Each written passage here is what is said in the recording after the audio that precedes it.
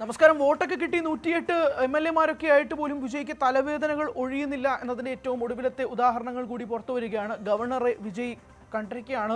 ഏകദേശം 1 മണിക്കൂറോളം സംസാരിച്ചു, ലോക് ഭവനിലെത്തി സംസാരിച്ചു എന്നുള്ളതാണ് മനസ്സിലാക്കുന്നത്. പക്ഷേ ഗവർണർ ഇപ്പോഴും ഗവർണറുടെ സ്റ്റാൻഡിൽ ഉറച്ചു നിൽക്കുകയാണ്. 118 MLA-മാർ എവിടെ എന്നുള്ളതാണ് ഗവർണറുടെ ചോദ്യം. വിജയ് പറയുന്നത് ടെസ്റ്റിലേക്ക് വിടൂ, ഞങ്ങൾ അതനുസരിച്ചുള്ള MLA-മാരുടെ എണ്ണം ഞങ്ങൾ കാണിച്ചു തരാമെന്ന് പറയുമ്പോൾ പോലും ഗവർണർ അനങ്ങുന്നില്ല എന്നുള്ളതാണ്.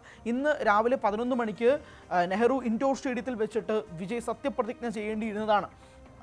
അവിടെ വിജയ് മുഖ്യമന്ത്രിയായിട്ട് സത്യപ്രതിജ്ഞ ചെയ്യേണ്ടിയിരിക്കുന്ന ഒരു അവസ്ഥയാണ് മാറിപ്പോയത് എന്നുള്ളത് വളരെ വേദന ഉണ്ടാക്കുന്ന കാര്യം തന്നെയാണെന്ന് പറയേണ്ടി വരും. വലിയ രാഷ്ട്രീയമായ കാര്യങ്ങളാണ് കേരളത്തിലും തമിഴ്നാട്ടിലുമായിട്ട് നടക്കുന്നത്. കേരളത്തിൽ മുഖ്യമന്ത്രി ആരാകുമെന്നുള്ള ചോദ്യങ്ങൾ ഒരു ഭാഗത്ത് നിൽക്കുന്നു. VD സതീശനാവുമോ, KC വേണുഗോപാലാവുമോ, രമേശ് ചെന്നിത്തലയാവുമോ എന്നുള്ള ചോദ്യങ്ങൾ നിൽക്കുന്നു. അതിനിടയിൽ KS അനുകൂലികൾ കൃത്യമായിട്ട് KC വേണുഗോപാലിന് അനുകൂലമായിട്ട് നിൽക്കുന്നു എന്നുള്ള സാഹചര്യം നിൽക്കുന്നു. VD സതീശൻ ശക്തമായ നിലപാടെടുക്കുന്നു. ഒന്നാമത്തെ കാര്യം VD പറയുന്നത് ഒന്നുകിൽ മുഖ്യമന്ത്രി സ്ഥാനം അല്ലെങ്കിൽ ഒരു MLA ആയിട്ട് ഞാൻ നിൽക്കും, വേറെ ഒന്നും എനിക്ക് വേണ്ട എന്നുള്ളത് VD ശക്തമായി നിൽക്കുന്നു. അങ്ങനെ ഒരു സാഹചര്യത്തിൽ കേരളത്തിൽ ഭയങ്കരമായ രാഷ്ട്രീയ പ്രതിസന്ധിയിലൂടെ മുന്നോട്ട് പോകുമ്പോൾ തമിഴ്നാട്ടിൽ അതിൽ വലിയ പ്രതിസന്ധി നിൽക്കുകയാണ്. CPIM കൃത്യമായിട്ട് TVKയ്ക്കൊപ്പം നിൽക്കുകയാണെന്ന് പറയുന്നു. കോൺഗ്രസ് 5 MLA-മാരൊപ്പം നിൽക്കും, 2 മന്ത്രിസ്ഥാനം വേണമെന്ന് ആവശ്യപ്പെടുന്നു. CPIM ബാക്കിയുള്ള ഘടകകക്ഷികൾ ഉൾപ്പെടെ വരുമെന്നുള്ള വിശ്വാസത്തിലാണ് നിൽക്കുന്നത്. പക്ഷേ എന്നാൽ പോലും 118 എന്ന മാജിക്കൽ നമ്പറിലേക്ക് എത്തിക്കാൻ കഴിയുമോ എന്നുള്ള ചോദ്യം കൂടി ഒരു ഭാഗത്ത് നിൽക്കുകയാണ്. അതൊരു വലിയ പ്രതിസന്ധിയുമായിട്ട് നിൽക്കുകയാണ് വിജയ്ക്ക്. കാരണം മക്കളുടെ വോട്ടുകളെല്ലാം കിട്ടി അധികാരത്തിലേറാമെന്ന് പ്രതീക്ഷിച്ചിരുന്ന CM വിജയ് എന്ന ബോർഡ് വരെ ഹാങ് ചെയ്തതിനു ശേഷമാണ് നിൽക്കുന്നത്. ഏകദേശം 1 മണിക്കൂറോളം നീണ്ട കൂടിക്കാഴ്ചകളാണ് സംഭവിച്ചത്. എന്നിട്ട് പോലും വലിയ മാറ്റങ്ങൾ ഉണ്ടാക്കിയെടുക്കാൻ കഴിഞ്ഞിട്ടില്ല എന്നുള്ളത് വലിയ വേദന ഉണ്ടാക്കാൻ നോക്കുന്നതാണ്. സർക്കാർ ഉണ്ടാക്കാനുള്ള അനുമതിയാണ് വിജയ് തേടിയത്, പക്ഷേ ഗവർണർ അനങ്ങുന്നില്ല എന്നുള്ളതും കൂടി വരുന്നു. DMKയുടെ സഖ്യകക്ഷികൾ ഉൾപ്പെടെ വിജയ്ക്ക് അനുകൂലമായിട്ട് നിൽക്കുകയാണ് എന്നുള്ളതാണ് മനസ്സിലാക്കാൻ കഴിയുന്നത്. അതിനിടയിൽ AIDMK DMK സഖ്യം ഒരുമിച്ച് വരുമെന്നുള്ള രീതിയിലുള്ള ചർച്ചകളൊക്കെ ഉണ്ടായിരുന്നു. പക്ഷേ മുൻ മുഖ്യമന്ത്രി സ്റ്റാലിൻ പറയുന്നത് 6 മാസത്തേക്ക് ഞങ്ങൾ വിജയെ ഭരിക്കാൻ വിടും, ഒരു തരത്തിലും പ്രശ്നങ്ങൾ ഉണ്ടാക്കാൻ വരില്ല എന്ന് പറയുന്നത് അതൊരു ചെറിയ പോസിറ്റീവ് പോയിന്റ് ആയിട്ട് തന്നെ എടുക്കേണ്ടി വരും. അപ്പോൾ വിജയ്ക്ക് ഇനി മുന്നിലുള്ള രാഷ്ട്രീയ സാഹചര്യങ്ങൾ എങ്ങനെയാണ്, എന്തൊക്കെ രീതിയിൽ ഈ 118 എന്ന നമ്പർ തികപ്പിക്കാൻ പറ്റുമെന്നുള്ള ചോദ്യമാണ് നിൽക്കുന്നത്.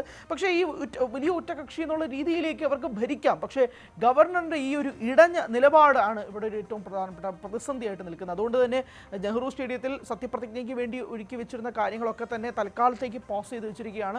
അതിൻ്റെ എന്താണ് തീരുമാനം എന്നത് സംബന്ധിച്ച് കാര്യങ്ങൾ മനസ്സിലാക്കിയിട്ട് മാത്രമേ ഇനിയൊരു മുന്നോട്ടേക്കുള്ള നീക്കങ്ങളിലേക്ക് കാര്യങ്ങൾ മാറുകയുള്ളൂ. പക്ഷേ എത്രയും പെട്ടെന്ന് സത്യപ്രതിജ്ഞ ചെയ്യാനുള്ള ഒരു തീരുമാനമായിരുന്നു വിജയ് എടുത്തിരുന്നത്. പക്ഷേ അതനുസരിച്ച് ഗവർണറുടെ ഭാഗത്തു നിന്ന് ഒരു ഗ്രീൻ സിഗ്നൽ കിട്ടുന്നില്ല എന്നുള്ളത് വലിയ വിഷമം ഉണ്ടാക്കുന്ന കാര്യം തന്നെയാണ്. അങ്ങനെ TVK ആരും പ്രതീക്ഷയല്ലോ TVK ഇത്ര വലിയൊരു നേട്ടം ഉണ്ടാക്കാൻ കഴിയുമെന്ന്. സ്റ്റാലിൻ പോലും പ്രതീക്ഷയല്ല. സ്റ്റാലിൻ കൊളത്തൂരിൽ നിന്ന് പരാജയപ്പെടുന്നത് ഉൾപ്പെടെ DMKയ്ക്ക് ഒരു വലിയ കനത്ത തിരിച്ചടി തന്നെയാണ് ഇതിൻ്റെ ഭാഗത്തു നിന്നും കിട്ടിയിട്ടുള്ള കാര്യത്തിൽ ഒരു തർക്കമില്ല. അവിടെ നിന്നുകൊണ്ട് എന്ത് ചെയ്യാൻ കഴിയും TVKയ്ക്ക് എന്നുള്ളതാണ് നെക്സ്റ്റ് ക്വസ്റ്റ്യൻ. പലരെയും വിളിച്ച് ചേർക്കുന്നുണ്ട്. AIDMK രണ്ടായിട്ട് പിളരുന്നൊരു സാഹചര്യം, അതിൽ മുങ്ങിപ്പോകാതിരിക്കാൻ വേണ്ടിയിട്ട് റിസോർട്ട് ബുക്ക് ചെയ്ത് MLA-മാരെ പാർപ്പിക്കുന്ന ഒരു രീതിയിലേക്ക് കാര്യങ്ങൾ മാറുന്നു. തമിഴ്നാട്ടിൽ അത് സ്ഥിരം ഈ റിസോർട്ട് രാഷ്ട്രീയം എപ്പോഴും ഉള്ളൊരു കാര്യമാണ്.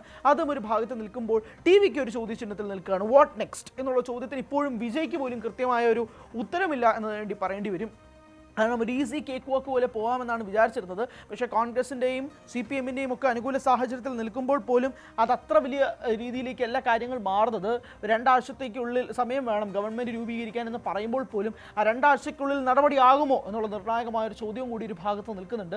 വിജയ്ക്ക് തലവേദനയാകുന്ന രീതിയിലേക്ക് ഗവർണറുടെ നിലപാട് മാറുമ്പോഴേക്കും തമിഴ്നാട് രാഷ്ട്രീയം എങ്ങനെയായിരിക്കും മാറ്റങ്ങളാൽ മാറപ്പെടുക എന്നുള്ള നിർണായകമായ ചോദ്യമാണ്. വരും മണിക്കൂറുകളിലും വരും ദിവസങ്ങളിലും കാത്തിരുന്ന് തന്നെ ആ ഉത്തരം തേടാമല്ലാതെ വേറൊരു വഴിയും മുന്നിലില്ല. കാരണം ഓരോയിടത്തും ക്ലൈമാക്സ് പ്രതീക്ഷിക്കുമ്പോൾ അതൊന്നും സംഭവിക്കാതെ തമിഴ്നാട് രാഷ്ട്രീയം ഇപ്പോഴും ഒരു ലൂപ്പിൽ കറങ്ങിക്കൊണ്ടിരിക്കുകയാണ്. അതിന് വേഗം ഒരു അന്ത്യം ഉണ്ടാകുമെന്ന് തന്നെയാണ് പ്രതീക്ഷിക്കുന്നത്. കൂടുതൽ വാർത്തകൾക്ക് News 18 Keralam YouTube channel subscribe ചെയ്യുക.